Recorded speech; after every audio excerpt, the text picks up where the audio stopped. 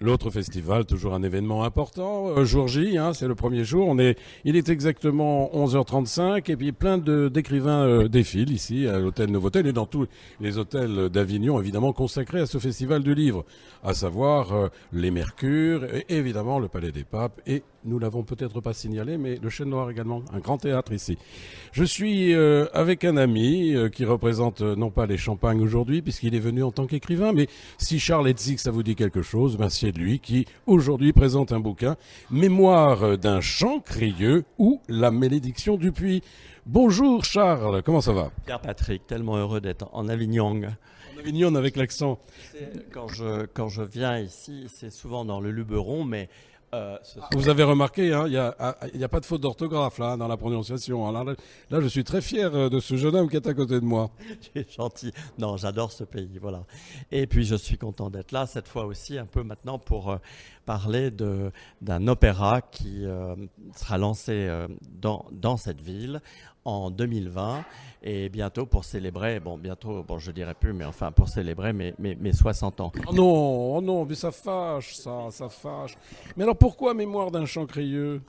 Alors, chant au pluriel, hein, vous avez remarqué? Oui, il y en a plusieurs. Alors, pourquoi? Parce qu'en fait, la Champagne est une terre crayeuse et puis que finalement, ce travail est une ode à la gloire de la femme, bien sûr, mais aussi qui est ouverte au monde des bulles et donc générique, enfin. Donc. Vous avez compris, hein, le monde des bulles, c'est ce qu'on appelle le vin de Champagne, hein.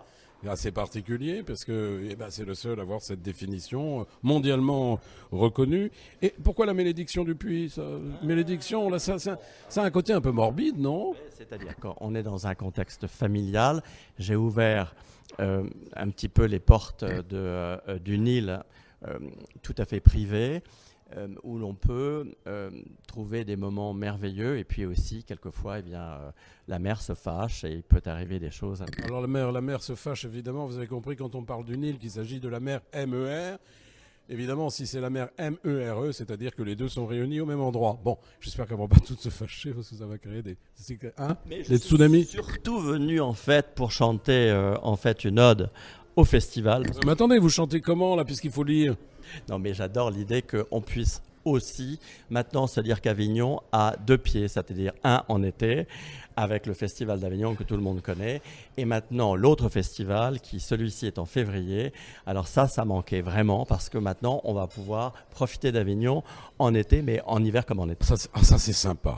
Ah mes enfants, vous avez entendu, c'est une ode également quelque part, c'est une déclaration d'amour à la ville d'Avignon. J'ai composé, alors je vais en dire un petit quelque chose, mais on aura aussi l'accompagnement au piano qui sera peut-être un peu plus tard proposé. Avignon, la ville des papes, s'est dotée d'une nouvelle saison. En février, ouvrage et oraison, réplique au diapason. L'imaginaire dans ton salon, ouvre ton livre et lis-le bien. Oui, mais je vous dirai pas la suite parce que je l'ai lu, hein, c'est devant mes yeux. Oh, c'est formidable là, ce que vous venez de nous faire. Alors là, c'est vraiment du direct, les copains. Hein. Ça, c'est formidable. Alors, vous allez nous raconter plein de choses. 333 pages. 333 pages. Oui, on va dire autobiographique, mais avec une fiction, c'est Margaret Bubble. Margaret, qu'est-ce qu'elle fait là? Margaret Bubble, elle est... Mais attendez, mais je la connais, Margaret Bubble. Tout le monde dit on connaît Margaret Bubble. Il en a d'ailleurs peut-être existé, je ne sais pas. Moi, j'en ai connu une il n'y a pas si longtemps que cela. J'ai notre ami Valentin. Eh bien alors, c'est peut-être que déjà, elle a fait une petite apparition et que, oui, c'est vrai qu'elle aime bien Avignon. Margaret Bubble, elle est déjà venue, c'est vrai. Alors maintenant, c'est tout à fait probable. Maintenant, je m'en souviens, tout à fait. Eh bien, elle est là encore. Et elle va venir ce soir, non, je crois. Oui, on va pouvoir l'apercevoir au Palais des Papes. Oh là là, c'est extraordinaire qu'elle vienne ce soir.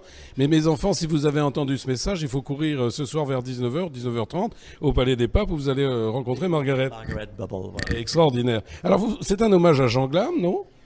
Jean Glam est un peu comment dirais-je, c'est un prénom composé. On peut imaginer que ce jeune homme est heureux. Il est finalement béni parce qu'il a une famille qui se retrouve sur une île enchanteresse. Et puis les années passent, et de fait, il prospère il est tout à fait bien dans son giron familial. Et puis quand même, cette malédiction du puits, ce puits fait que quelque chose, le vent tourne et il y a un drame. Et je raconte pas le livre, bien sûr. Non, moi j'ai envie de dire quelques mots. Hein. Alors là, c'est comme un cri de douleur, le mot est un peu fort quand même. Mais... Alors, c'est un déchirement, vous écrivez, tu écris parce qu'on se tutoie. J'aimerais bien que l'on m'explique comment un come-out que j'ai entrepris de faire en douceur, à 30 ans passés au retour de mes voyages, a pu étonner les miens ou choquer un tant soit peu mes cousines, leurs maris, mes oncles et mes tantes, quand déjà, à l'orée de mes 10 ans, tous, ici, à un moment donné, m'ont soupçonné, que dis-je, suspecté avec insistance, d'avoir subtilisé, non pas la montre d'un cousin, encore moins une épingle à cravate, mais le collier de perles d'une cousine. Hein? Comment ils ont pu imaginer ça, hein? Dites-moi. Le collier de perles qui atterrit dans le puits, et la bêtise, c'est qu'en fait, on retire ce collier de perles du puits, c'est là où il commence à se venger. Là, c'est Jean Glam qui parle, bien sûr, dans le livre. Bien, on peut effectivement se poser la question, oui, comment se fait-il, oui. Mais comment se fait-il, hein? Mais alors, écoutez, on va pas donner les clés maintenant, hein, parce que tout est écrit dans le bouquin. Donc il faut venir au Novotel, hein, puisque là vous restez combien de jours? Je crois que je repars dimanche soir. Dimanche soir, alors la durée du festival. Voilà. La durée du festival, Charles sera là. Vous voyez, on n'arrête pas de se tutoyer, de se vous voyez. C'est-à-dire, voilà, je vais vous expliquer pourquoi. En fait, le personnage qui est en face de moi, à côté de moi, est à multiples facettes. Donc, c'est pour cela, je ne sais pas s'il est seul ou accompagné, mais je suis obligé de vous voyez, ils sont plusieurs. Alors, je suis aussi accompagné ici d'un ami de cœur que j'aime beaucoup.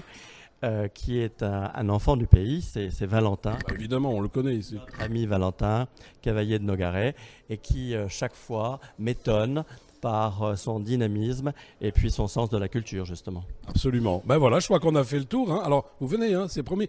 Vous avez un papier, vous avez un crayon, vous notez ces rendez-vous, faites-le. Hein. J'ajoute que le festival continue même quand moi je repars à Paris, puisque lundi, ça continue encore ici. Ah voilà, regardez, hein. C'est quand même pas exceptionnel ça, mes enfants. Voilà, je vous aime, je vous embrasse. Père Patrick, bien entendu, que vous connaissez. Allez, à très bientôt. Ciao, ciao, ciao.